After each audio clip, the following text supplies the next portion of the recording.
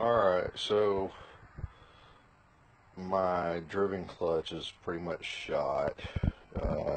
You see the ramp button gone,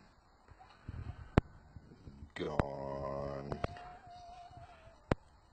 gone, and they're non-existent, and the cam as well.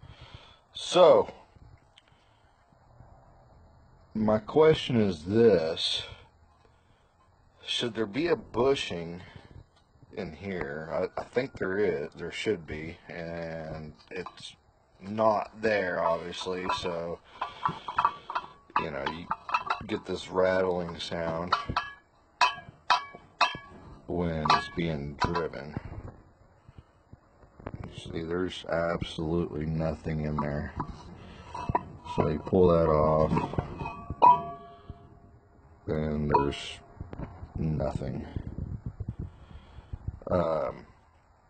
With that being said, I've looked up that bushing, and it said it's only for like a black steel or something like that, and not for the silver.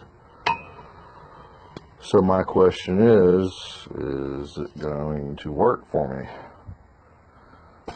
I don't have any idea. Or am I going to have to get something specially made for this thing?